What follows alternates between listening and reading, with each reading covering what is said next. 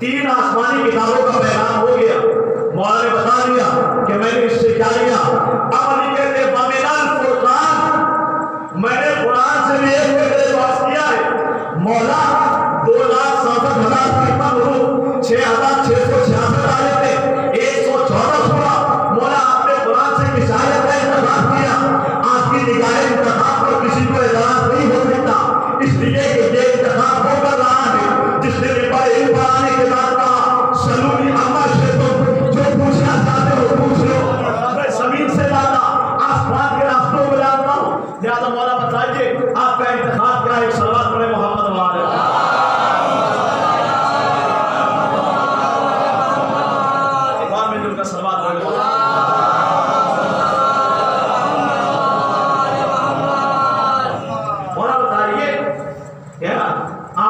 चीज को कुरान से अर्ज किया, आपने क्या किया कुरान से?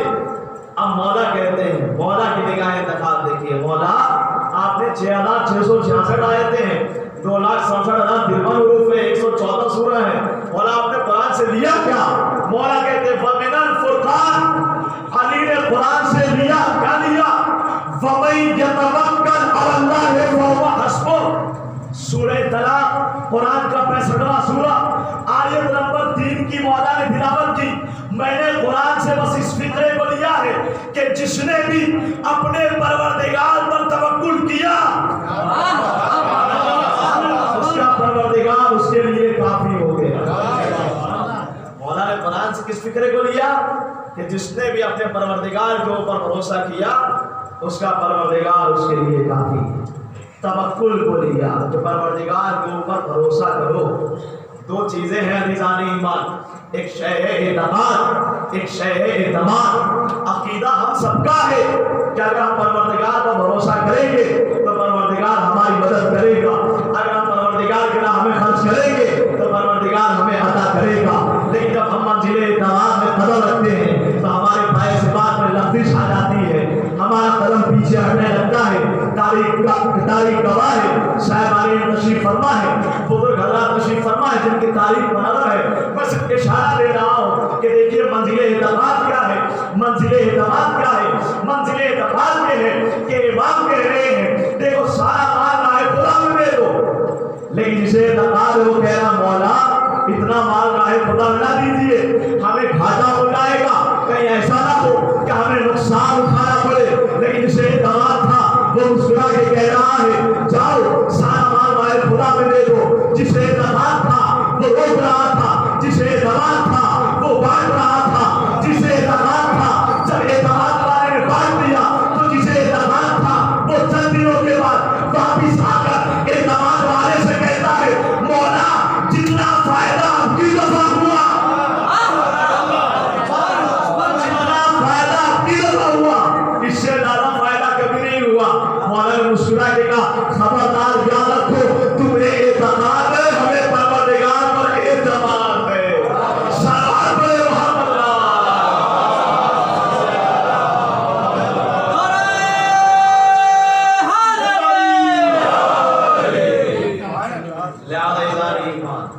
हमारा अकीदा तो है कि हम अगर 1 रुपया देंगे परवरदिगार के राह में तो 10 रुपया मिलेगा, लेकिन ये चीज सिर्फ एतमाद तक ना रहे बल्कि हमें चाहिए कि मंजिले एतमाद में कदम रखें। जो भी परवरदिगार पर भरोसा करेगा उसका परवरदिगार उसके लिए काफी है। बुजुर्ग हज़रात फारसी के इस लफ्ज की लिताफत का लुत्फ उठाएंगे। बड़ी अच्छी बात कही गई कि परवरदिगार के ऊपर भरोसा कीजिए, परवरदिगार के ऊपर एतमाद कीजिए, जरा यकीन को रखिए परवरदिगार पर। और उनके दंदान दहद नाम दहद कि जिसने दांत दिया है वो रोटी का भी इंतजार करेगा। हाय हाय, जिसने दांत दिया है वो रोटी का भी इंतजार करेगा। उसकी अदालत के खिलाफ है कि हमें दांत दे दे, हमारे लिए रोटी का इंतजार न करे।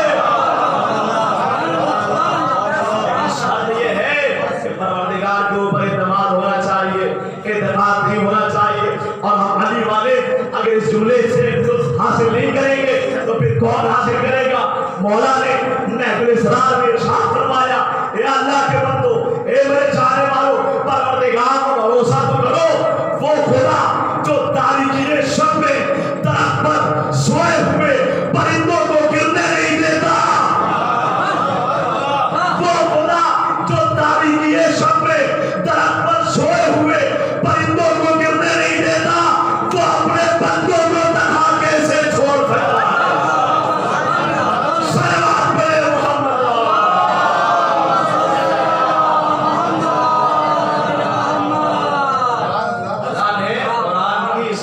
इंतखाब वही थोड़ी किया है। वमन यतवक्कल अलल्लाह फहुव हस्बुह, जिसने भी परवरदिगार के ऊपर भरोसा किया उसका परवरदिगार उसके लिए काफी है। और तवक्कुल क्या है मिसाल ईमान? उठाइए, किताब का नाम है कंजील मारिफ, जिल्द नंबर 1 सफा नंबर 293, फारसी में किताब ईरान से छपी है, मुतालिया कीजिएगा, बड़ी बेहतरीन किताब है। वहीं पर 293 जो सफा है वहीं पर इस वाक़े को नक़ल किया गया। जनाब यूसुफ अलैहिस्सलाम बच्चा इस नबी का नाम जानता है। क्या हुआ? इनके 11 भाई थे, 12वें भाई जनाब यूसुफ अलैहिस्सलाम, भाइयों ने क्या किया? ले गए इन्हें कुएं में डाल दिया, कुएं में डाल दिया। लेकिन अब रिवायत की फिक्र है कि जब जनाब यूसुफ अलैहिस्सलाम को इनके भाई कुएं में डालने लगे तो जनाब यूसुफ अलैहिस्सलाम मुस्कुराने लगे, हंसने लगे जनाब यूसुफ अलैहिस्सलाम। तो भाइयों ने सोचा लग रहा है मौत को देखकर सहनी तवाज़ुन इन्होंने खो दिया, लिहाजा मुस्कुरा रहे, लिहाजा हंस रहे हैं। जाहिर सी बात है, अगर आप किसी इंसान को छत के किनारे ले जाकर लटका दीजिए 5 मंजिल की बिल्डिंग से, कहीं बस तुम्हें इसी में डालना है, गिराना है, तुम्हें अभी तुम्हारी मौत हो जाएगी। अब अगर वो वहां पर हंसने लगे तो इंसान ताज्जुब में पड़ जाएगा। भैया मकान तो ये है कि जज़ा व फज़ा करे, चीखे चिल्लाए, किसी को मदद के लिए बुलाए, अलैकुम सलाम आए, तशरीफ ले आए, सलावत पढ़े मोहम्मद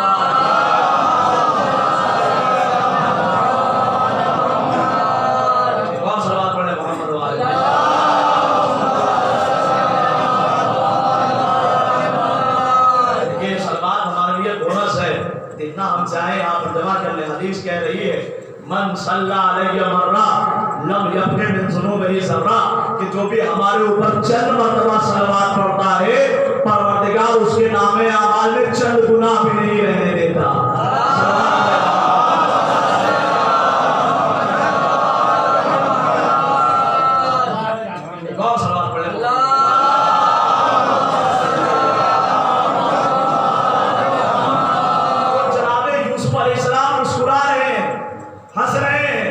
भाइयों को बड़ा ताज्जुब हुआ, कहा भाई खैरियत तो है, हंसने का सबब क्या है? क्या मौत से डर गए? खैरियत तो है। जनाब यूसुफ अलैहिस्सलाम ने कहा मैं इस वजह से नहीं हंस रहा हूं कि तुम हमें कुएं में डाल रहे हो। कहा फिर क्यों हंस रहे हैं? कहा मैं हंस इसलिए रहा हूं कि मुझे अभी अपनी कोई बात याद आ गई। नबी है नबी, इनकी सीरत हमारे लिए पैगाम बनेगी। कहा हम हंस इसलिए रहे हैं कि हमें कुछ याद आ गया।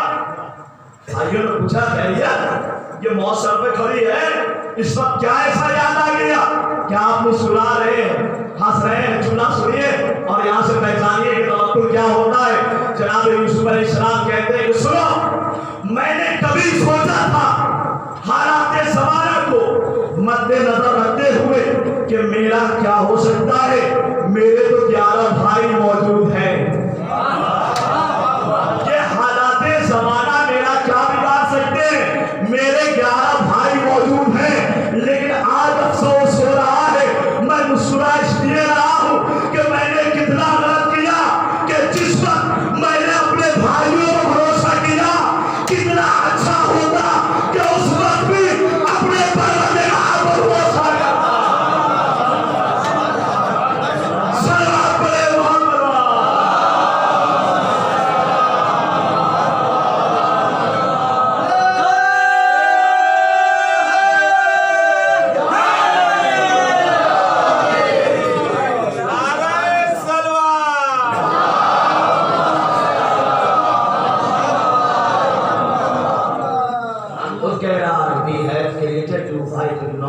हमने तुम्हें बनाया है, हमें भरोसा क्यों नहीं करते? भरोसा करके तो देखो, हम तुम्हारे खालिक हैं, हम तुम्हारे राज़िक हैं, आओ हमारे दरवाजे पर, हम पर तवक्कुल करो, देखो हम तुम्हें क्या कुछ नहीं अता करेंगे। लेकिन शर्त ये है कि इंसान मंजिले इक़दामात में कदम रखे।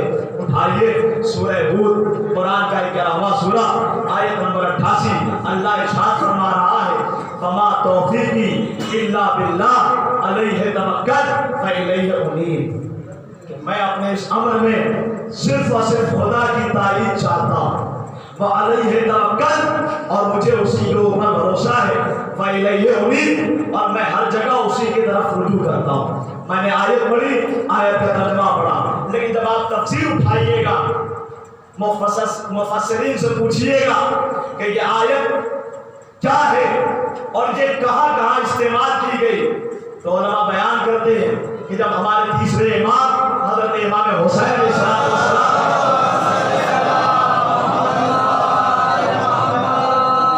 اپنا آخری وصیت نامہ اپنے بھائی محمد بن حنفیہ کے نام جو لکھا ہے امام علیہ السلام نے محمد حنفیہ کے نام، تو اس وصیت نامے میں امام نے اس آیت کو تحریر کیا۔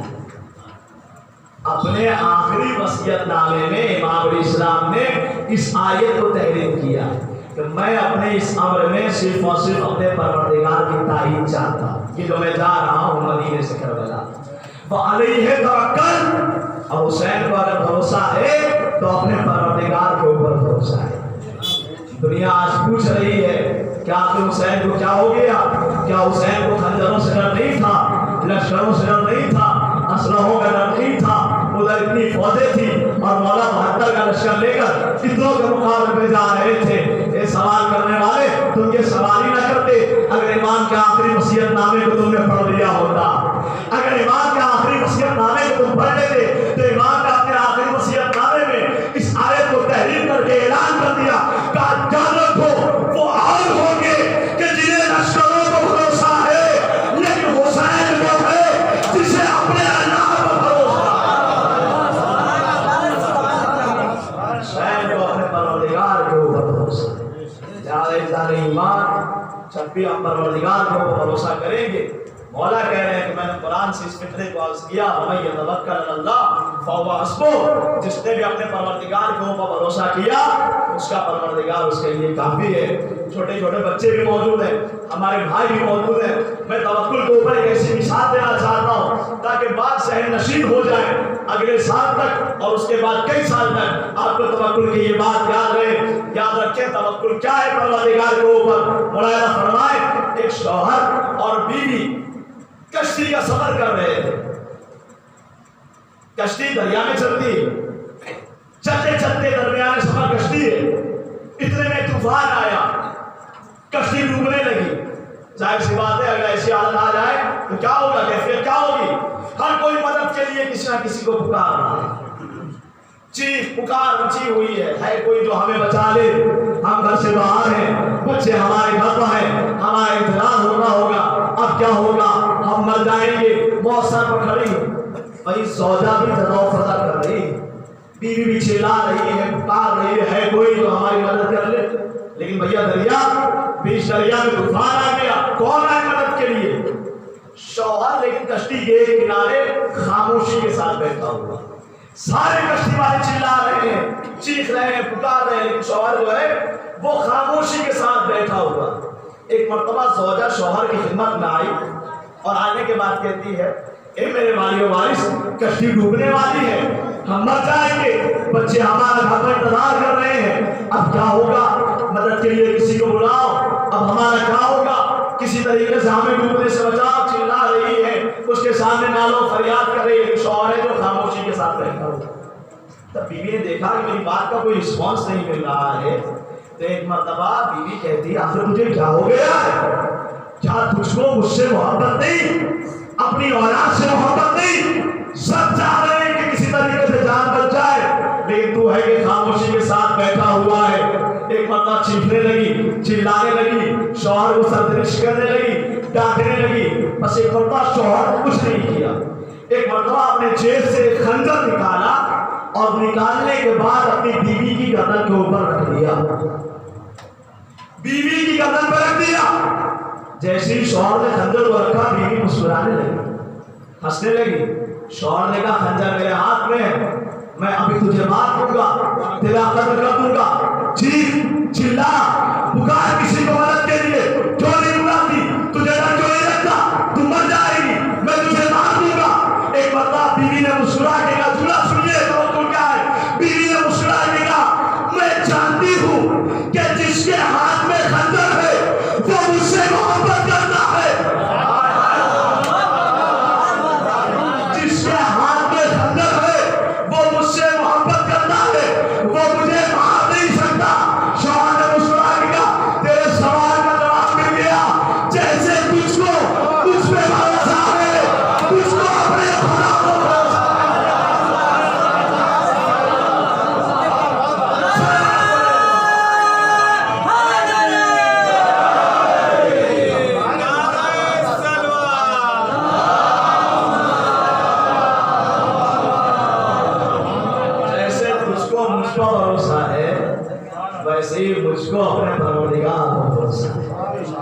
وَمَن يَتَوَكَّلْ عَلَى اللَّهِ فَهُوَ حَسْبُهُ، جو بھی اپنے پروردگار کے اوپر بھروسہ کرتا ہے اس کا پروردگار اس کے لیے کافی ہے۔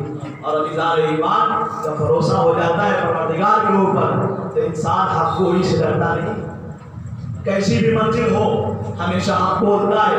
ہمارے چوتھے امام حضرت امام زین العابدین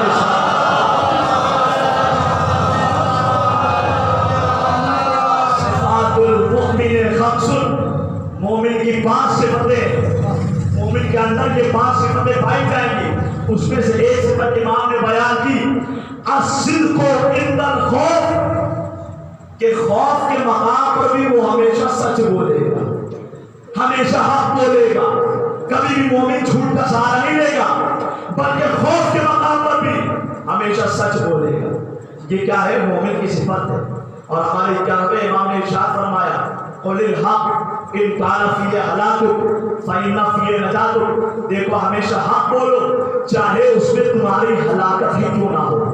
یاد رکھو جسے تم ظاہری ہلاکت سمجھ رہے ہو اسی میں تمہاری نجات پوشیدہ ہے، اسی میں تمہاری نجات پوشیدہ ہے۔ جب انسان کو پروردگار پر بھروسہ ہو جاتا ہے تو انسان ہمیشہ حق گوئی سے کام لیتا ہے۔ اب عزیزان ایمان آئیے حق گوئی کا ایک مطلب پیش کرنا چاہتا ہوں اور میں اپنی گفتگو تمام کر دوں گا۔ جناب سلیمان نبی اللہ کا آپ نے نام سنا ہے؟ کون ہے؟ جنہیں پروردگار نے حکومت عطا کی، جنوں کو بھی حکومت، انسانوں پہ بھی حکومت، چرندوں کو بھی حکومت، پرندوں کو بھی حکومت، جناب سلیمان کی حکومت۔ اور یہ واقعہ تو بڑا مشہور ہے، وادی نمل سے گزر رہے ہیں، ملاقات ہوئی چھوٹی سے، فتبسم ضاحکا، قرآن کہہ رہا ہے جناب سلیمان مسکرائے۔ انسان تبھی مسکراتا ہے جب ایسی کوئی بات ہوتی ہے، یوں ہی انسان نہیں مسکراتا۔ فعل الحکیم لا یخلو عن الحکمہ، حکیم کا فعل حکمت سے خالی نہیں ہوتا۔ جب ایک حکیم کا فعل حکمت سے خالی نہ ہو تو کسی نبی کا فعل حکمت سے خالی کیسے ہو سکتا ہے؟ نبی یوں ہی نہیں مسکرائے تھے بلکہ نبی کی چونٹی سے کچھ گفتگو ہوئی تھی۔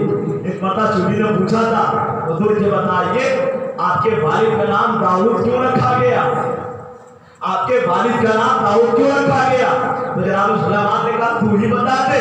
تو چونٹی نے کہا سنیے، آپ کے والد کو ایک زخم ہو گیا تھا جس زخم کا علاج نہیں ہو پا رہا تھا۔ تفسیر اٹھا کر دیکھیے گا، علامہ فرمان علی صاحب قبلہ نے، علامہ مقبول احمد صاحب قبلہ نے، دونوں نے اس بات کو تحریر کیا کہ آپ کے والد صاحب کو ایک زخم ہو گیا تھا جس کا علاج انہوں نے ایک بدھ نامی بوٹی سے کیا تھا۔ بدھ نام کی ایک بوٹی تھی جس سے انہوں نے اپنا زخم کا علاج کیا تھا، لہذا یہ بدھ بوٹی والے مشہور ہوئے اور اسی سے بنا داؤد۔ تو جیسے ہی جناب سلیمان نے اس کی یہ باتیں سنی تو جناب سلیمان علیہ السلام مسکرائے کہ پروردگار تو نے اتنی چھوٹی سی بھی مخلوق کو اتنا سارا علم عطا کیا ہے، اتنی چھوٹی سی مخلوق کو اتنا سارا علم عطا کیا۔ اور بھی بہت ساری باتیں ہوئی تھی، انشاءاللہ کبھی موقع ملا تو عرض کروں گا، وقت کا بھی خیال کرنا ہے۔ آپ نے جلوس اعلیٰ میں بھی شرکت کی ہے، آپ تھکے ہوئے، آپ کا بھی خیال کرنا ہے۔ لہٰذا جناب سلیمان نبی اللہ، ان کے حکومت کا زمانہ ہے، سب کے اوپر حکومت ہے ان کی۔ ایک دن جناب سلیمان کی خدمت میں 4 افراد آئے اپنا ایک ایک معاملہ لے کر، کہنے لگے یا نبی اللہ آپ سے ہماری ایک ایک ریکویسٹ ہے، ایک ایک درخواست ہے، آپ اللہ کے نبی ہیں، اللہ کے بندے ہیں، ذرا پروردگار سے ہمارے ہاتھ میں دعا کر دیجئے کہ پروردگار ہمیں ایک ایک فیسلٹی عطا کر دے، ہم بہت آپ کے شکر گزار رہیں گے، ہمیشہ آپ کا شکریہ ادا کرتے رہیں گے۔ جناب سلیمان نے کہا اچھا بتاؤ تمہاری گزارش کیا ہے؟ اب وہ 4 افراد کون آئے تھے پہلے نام سن لیجیے۔ پہلے تھا سانپ، دوسرے تھی ہوا، تیسرے تھا پانی، چوتھا تھا سورج۔ یہ 4 افراد آئے تھے جناب سلیمان کے خدمت، کہنے لگے یا نبی اللہ، پہلے نے کہا سانپ نے کہا میری گزارش یہ ہے کہ پروردگار سے کہیے کہ شکم کے بعد چلتے چلتے میں تھک گیا، لہذا پروردگار سے میرے ہاتھ میں دعا کر دیجئے کہ پروردگار ہمیں ہاتھ اور پیر عطا کرے، لہذا ہم ہاتھ اور پیر سے چلیں، کتنا اچھا رہے گا۔ نبی نے کہا اچھا ٹھیک ہے، اب تم بتاؤ تمہاری کیا خواہش ہے؟ ہوا نے کہا یا نبی اللہ، کبھی پروردگار مجھ سے کہتا تیز چلو، کبھی کہتا دھیمے چلو، کبھی کہتا وہاں جاؤ وہاں خوب تیز چلو، کبھی کہتا یہاں جاؤ یہاں آہستہ آہستہ چلو۔ لہذا پروردگار کہیں مجھے ایک مستقل مقام دے دے، زیادہ ہمیں ادھر ادھر نہ کرے، ہم بہت تھک جاتے ہیں، لہذا اللہ سے دعا کرو کہا اچھا ٹھیک ہے. پانی سے پوچھا بھائی تم بتاؤ تمہاری کیا خواہش ہے؟ کہا یا اللہ یا بھی اللہ میں بھی بڑا پریشان ہوں. پروردگار کبھی کہتا ہے جاؤ تری میں جا کر برسو, کبھی کہتا ہے جاؤ جا کر خشکی میں برسو, کبھی کہتا ہے جاؤ جا کے دریا میں برسو, کبھی کہتا ہے جاؤ جا کے منظر زمین کے اوپر برسو. یا پروردگار سے میرے بھی ہاتھ میں دعا کر دیجیے کہ ہمیں ایک مستقل مقام دے دے, بس وہیں پر برسے اور وہیں پر رہیں. اچھا ٹھیک ہے. کہا بھائی تم بتاؤ تمہاری کیا خواہش ہے؟ اب چودھے صاحب نے سنے, انہوں نے کہا حضور ہماری خواہش یہ ہے کہ آپ پروردگار سے میرے ہاتھ میں یہ دعا کر دیجیے کہ ہمیں نکالتا ہے کہیں تو بولتا ہے کہیں, لہٰذا ہم بھی تھک جاتے ہیں اتنا لمبا سفر طے کرتے کرتے, لہٰذا پروردگار سے دعا کر دیجیے ہمیں بھی ایک مستقل مقام دے دے, بس ایک ہی جگہ نکلے وہی کریں اور وہیں سے ہمارا سارا کام ہو جائے. 4 افراد ہیں, 4 خواہشیں نبی کی خدمت میں. اب عزیزان ایمان اللہ نے کہا, قرآن نے کہا کہ کبھی بھی کسی کو حقیر مت سمجھو, کبھی بھی کسی کو چھوٹا مت سمجھو. بات آ گئی ہے غور کر رہا ہوں. جناب موسیٰ علیہ السلام روز جاتے تھے کوہ طور پر پروردگار سے کلام کرنے کے لیے. پروردگار نے کہا موسیٰ روز آتے ہو اکیلے, ایسا کرو کہ کسی کو ساتھ لے کر آؤ اور ایسے کو لے کر آؤ جو تم سے پستر ہو, تم سے حقیر ہو. جناب موسیٰ علیہ السلام چلے. اب اس کے بعد دوسرے دن جانے کے لیے کوہ طور پر ڈھونڈ رہے ہیں پروردگار کے مخلوقات, کون ایسا ہے کہ جو مجھ سے حقیر ہے, جسے اپنے ساتھ لے کر کوہ طور پر. ڈھونڈتے ڈھونڈتے تھک گئے, کوئی نظر نہیں آ رہا, اس لیے کہ ہمارا نہیں ہے, ہم تو ہر تیسرے چوتھے کو حقیر سمجھتے ہیں. میں اپنی بات کر رہا ہوں, ہمارا تیسرے چوتھے کو حقیر سمجھتے ہیں, بولے اللہ ہے پریشان ہے, یہاں تک کہ تھک گئے. راستے میں دیکھا کہ ایک کتا ہے جو بیمار پڑا ہوا, کہا کہ یہی حقیر لگا. رسی کا پھندا اس کے گلے میں ڈالا, ڈال کے 1 قدم آگے بڑھے, 2 قدم آگے بڑھے, پھر سمناری کے ساتھ بڑھا. تیسرا قدم بڑھنے ہی جا رہے تھے کہ ایک مرتبہ دل میں خیال آیا کہ جو اس کا خالق ہے وہی ہمارا بھی خالق ہے, لہذا یہ اس سے حقیر نہیں ہو سکتا. جناب موسیٰ نے جلدی سے وہی کو اسے چھوڑا اور خالی ہاتھ کوہ طور پر پہنچے. کوہ طور پر پہنچے, کلام ہونے لگا. موسیٰ اکیلے آئے یا کسی کو لے کر آئے؟ کہا معبود بہت تلاش کیا, کوئی نہیں ملا. ہاں ایک کتا ملا تھا جو مریض تھا, میں اسے لے کر آ رہا تھا, لیکن پھر اسے بھی چھوڑ دیا. جواب خدا سنیے, جواب آیا پروردگار کا, اے موسیٰ اپنی عزت و جلالت کی قسم کھا کر کہتا تم نے 2 قدم آگے بڑھایا تھا, اگر تیسرا قدم تم نے آگے بڑھا دیا ہوتا تو میں تمہیں نبوت کے عہدے سے برخاست کر دیتا. صلوات پڑھے محمد.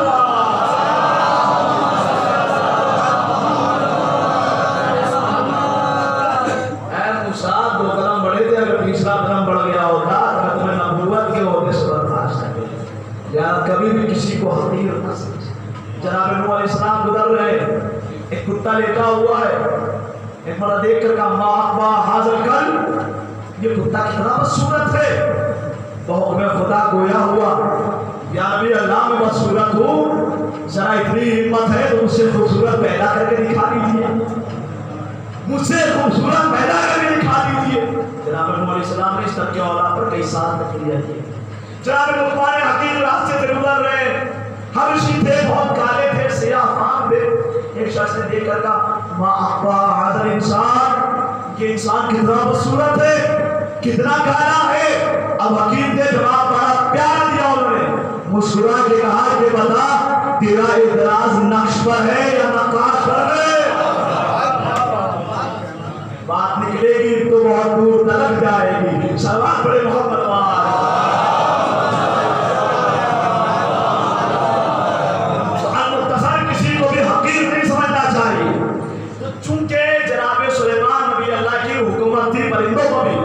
لہذا پرندوں کے درمیان جتنے بھی پرندے تھے, چمگادڑ کو جسے عربی میں خفاش کہا جاتا ہے, فارسی میں بھی خفاش کہا جاتا ہے, چمگادڑ کو لوگ بڑا ذلیل سمجھتے تھے. جو پرندے تھے, یہ پروردگار بڑا عجب طریقے کا بنا, یہ پرندہ ہے, سب اسے ذلیل سمجھتے تھے.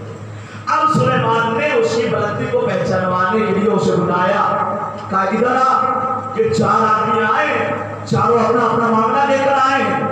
یہ بتا میں ان کے ساتھ کیا کروں؟ تو جو فیصلہ سنائے گا وہی فیصلہ مجھ نبی کا بھی ہوگا. اللہ اکبر. وہی فیصلہ میرا بھی ہوگا. ایک مرتبہ چمبارہ نے ہاتھوں کو جوڑا, یا نبی اللہ, لفظ ہماری ہے, مفہوم میرا ہے, یا نبی اللہ بتائیے ان کی سفارشیں کیا ہے؟ کہا یہ پہلے صاحب ہے, ان کی سفارش ہے, یہ کہتے ہیں کہ اللہ سے دعا کیجیے کہ ہمیں ہاتھ پیر مل جائے, بتا ان کے ہاتھ میں کیا فیصلہ کیا جائے. چمبارہ نے مسکرا کے کہا کہ نبی اللہ ابھی ہاتھ پیر نہیں تو اتنا کوہرام مچاتے ہیں. ہاتھ پیر نہیں تو یہ حالت ہے, سب ان سے اتنا ڈرتے ہیں, اگر ہاتھ پیر دے دیا لوگوں کا جینا دشوار ہو جائے گا. لہذا پروردگار نے انہیں جیسا بنایا ہے ویسا ہی ان کے ہاتھ میں بہتر ہے. فیصلہ سنا دیا نبی. کہا اچھا یہ ہوا یہ کہہ رہی ہے کہ کبھی یہاں کبھی وہاں بھیجا دیتا ہے, ہمیں ایک مقام دے دے پروردگار.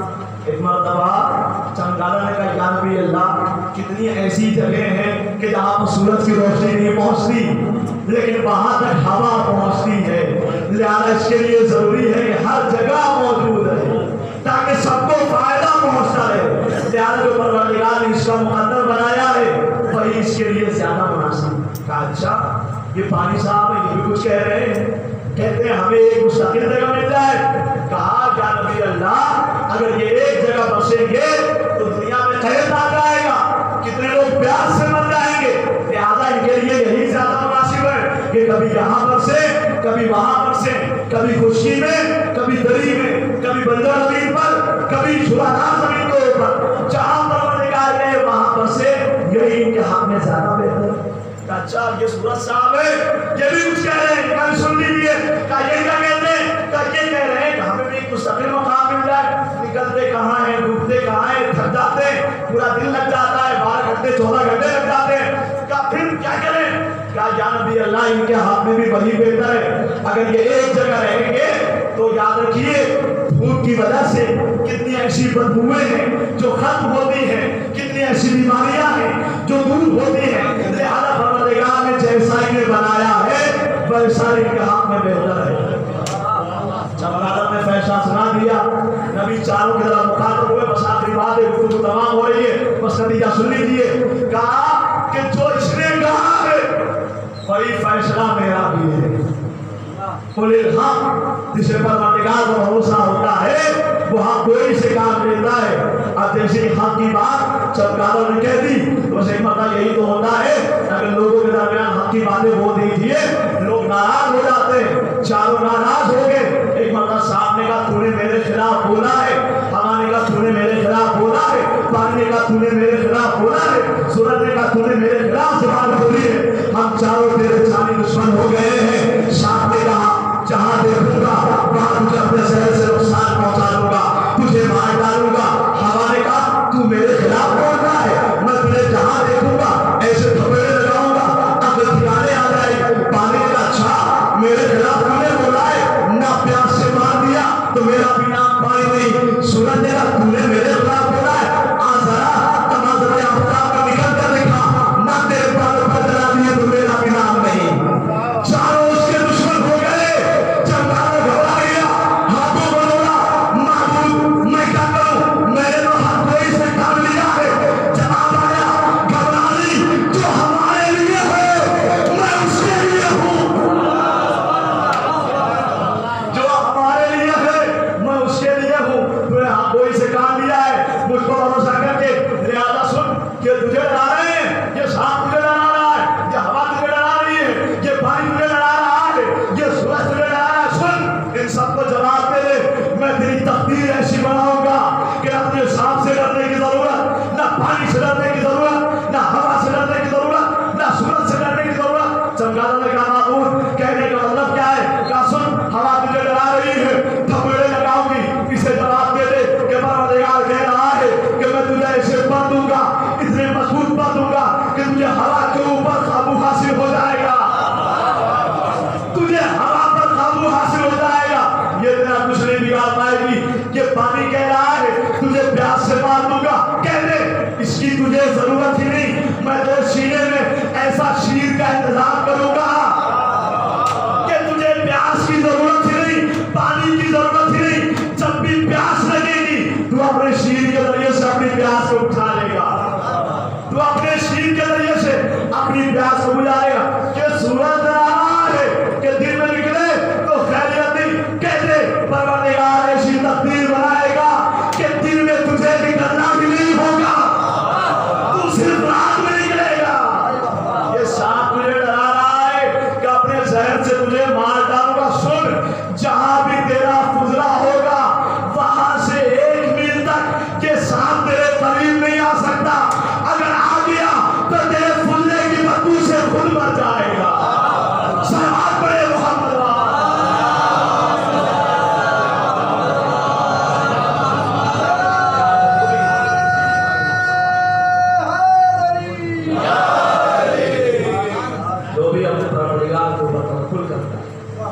کوئی سے کام لیتا ہے تو پروردگار اس کے ساتھ۔ میں جو بلاغہ خطبہ نمبر 155 مولا نے چمگادڑ کی تعریف بیان کی، پروردگار کی تعریف بیان کرتے ہیں مولا ساری تعریفوں اس پروردگار کے لیے کہ جس نے عجیب و غریب خلقتیں بنائی تاکہ لوگ اس کے ذریعے سے عبرتیں حاصل کر سکے۔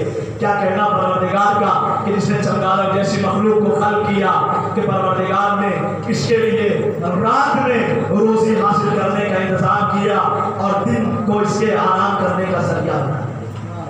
مولا نے نہج البلاغہ میں خطبہ نمبر 155 میں چمگادڑ کی صفات بیان کیے ہیں، چمگادڑ کے بارے میں تذکرہ کیا۔ بس ذات ایمان جسے بھی اپنے پروردگار کے اوپر توکل ہوتا ہے، بھروسہ ہوتا ہے، وہ اپنے پروردگار کے اوپر ہی بھروسہ کرتا ہے، پھر کسی اور چیز کے اوپر اسے بھروسہ نہیں ہوتا، پھر اسے نہ ہی اسلحوں سے ڈر لگتا ہے نہ ہی خنجروں سے ڈر لگتا ہے۔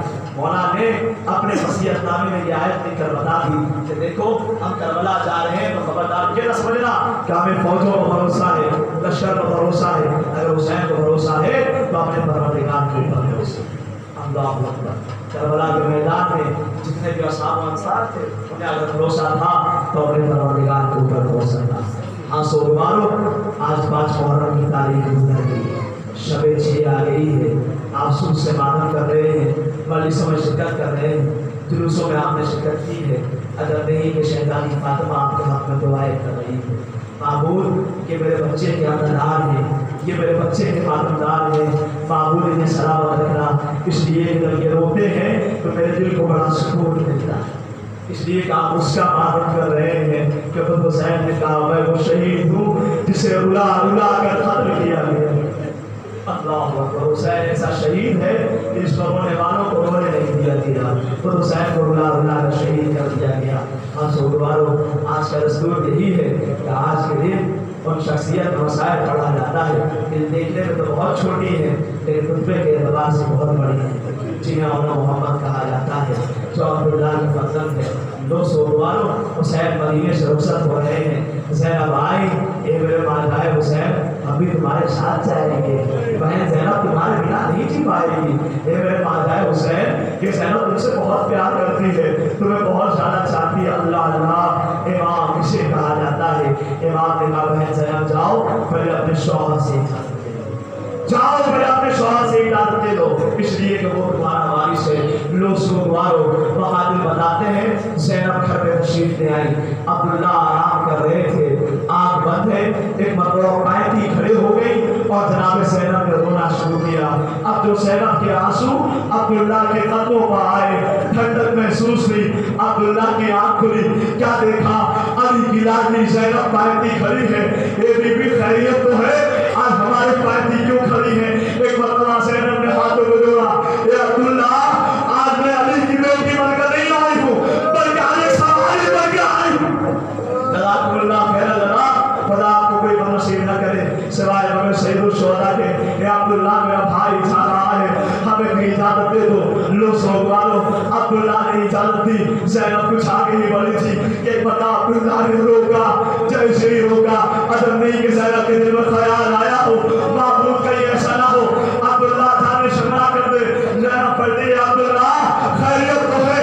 عبداللہ نے کہا اے زینب تنہا نہ جاؤ بلکہ اور محمد کو ساتھ لے جاؤ اور کو میری طرف سے قربان کر دینا، محمد کو اپنی طرف سے قربان کر۔ دو سوگوارو، اب بڑا کربلا آ گیا، شب عاشور آ گئی، ساری بیویاں اپنے اپنے بچوں کو اپنے اپنے ماں کو تلقین کر رہی ہیں دیکھو سب سے پہلے حسین کو اپنی جان قربان کر دینا. زینب کی تلقین شہادت کر رہی ہے. بچے بار بار شہادت کی اجازت مانگ رہے ہیں لیکن حسین نے کی اجازت نہیں دیتے. میں مختصر کر دیا. وہ وقت بھی آیا شہزادوں کو اجازت ملی, میدان قتال میں آئے. ہاشمی شیر ہے, جنگ گردی شروع کی. ایک مرتبہ فوج اشقیہ میں مل کر جو بھائیوں نے حملہ کیا, فوج اشقیہ میں بھگدڑ مچ گئی, ایک صدا بلند ہوئی. کیا سمجھتے ہو یہ بنی ہاشم کا خون ہے, انہیں بچہ نہ سمجھنا. کہا اب کیسے قابو حاصل کیا جائے. کہا سنو ایک گھیرا بناؤ, گھیرا بنا کر ان کے اوپر مل کر حملہ کرو. اب تو مل کر حملہ کیا گیا اور محمد زین سے زمین پر تشریف لائے. آواز دی مولا ہمارا آخری سلام قبول کیجیے. لو سوگوارو حسین چلے, عباس چلے اور گلاسے کو حسین نے اٹھایا, محمد گلاسے کو عباس نے اٹھایا, لے کر خیمے میں آئے. زینب کو بتایا گیا, زینب اور محمد کا لاش آ گیا. زینب آئی, لاشوں کے درمیان اپنے آپ کو سجدہ شکر میں گرا دیا. محمد تیرا شکریہ, تو نے زینب کی قربانی کو قبول کر. راج بلّہ خیرہ آسور مارو آسور تو زندہ رہے گا انسان, حسین کا ماتم کرے گا. کئی معلوم اور زندہ میں کون دنیا ضرورت ہو جائے.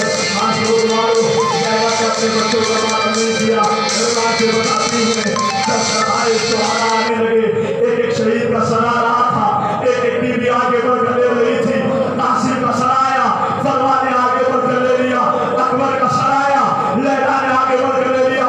دو چھوٹے چھوٹے سر آئے جن کا لینے والا کوئی نہ بڑا. کسی بیوی نے کہا ایسا لگتا ہے کہ ان کی ماں اس دنیا میں موجود نہیں. زینب تلبی ارے ایسا نہ دو, ماں موجود ہے لیکن بچوں پر آئے گی, بچہ حسین پر آیا.